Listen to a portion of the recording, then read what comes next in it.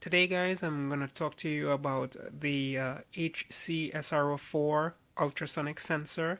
It's a very handy little component that can be used in a lot of your electronics projects. So I built a simple circuit sort of to demonstrate how it can be used and actually how easy it is to put together.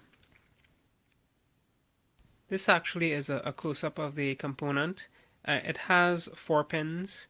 As you can see, there's a VCC, which is typically connected to 5 volts.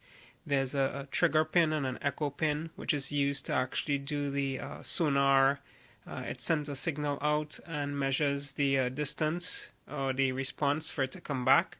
And then there's a ground pin. So pretty easy, just 4 pins. And here is the circuit actually that I built. I'm going to show you a Fritzing actual circuit diagram to explain more about how it's all set up.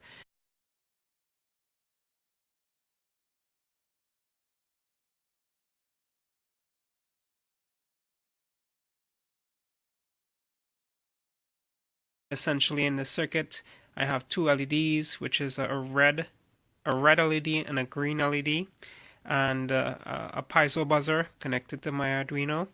And at the front here is the ultrasonic sensor. Now it's set to detect any object within 5 inches. So I'm just going to start moving my hand forward and you guys are going to see what's going to happen. So as my hand gets in range of the sensor, you'll hear the LEDs changes from green to red, and you'll hear the buzzer go off. And it's fairly accurate. Now this is very easy to configure. Let's take a look at the code here. And as you see at the top of my program, I have a range 5 inches. Let's go ahead and change that to probably 2 inches. I'm going to upload that code and we're going to see that change take effect. So now I should be able to move my hand even closer to the sensor before it goes off. So here we go.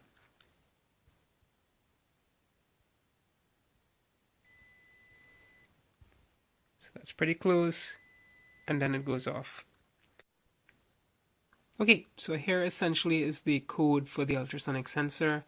You see at the top here we define a few of the pins. The trigger pin on the ultrasonic sensor is connected to pin 2 of the Arduino. The echo pin is pin 3. The LED, green LED and red LED are pins 9 and 8 respectively, and the alarm is on pin 11. Here is the range sort of variable that we're configuring. This is the distance that's allowed before the sensor sets off. So it's currently set to 2 inches. In our setup function, we typically, here's some of the boilerplate stuff that we do. We begin a serial connection at 9600, and we set some input modes for the trigger pin. That's an output. There's the echo pin, which is an input, and we have the LED, of course, the green and red as being outputs. Initially, we turn on the green LED because everything is good to go, and we turn the red LED off. In our loop function, this is some boilerplate code for the ultrasonic sensor. We first write the trigger pin, set that low, there's a small delay, and then we set it high, and again set it low. After that occurs, we take a look at that duration, and we use the pulse-in function there to get when it drops from high to low, and we do a conversion here in inches and centimeters. There's a couple of functions that does some calculations for us based on the time between the output and the change in the signal, and those are below here. This section of the code here is where we check to see if the distance measured from any object is within our particular range. And here, if inches is less than a range, meaning if you're closer than the specified range, this is where we would turn the green LED off, turn the red LED on, and sound the buzzer. So we sound the buzzer using that tone function.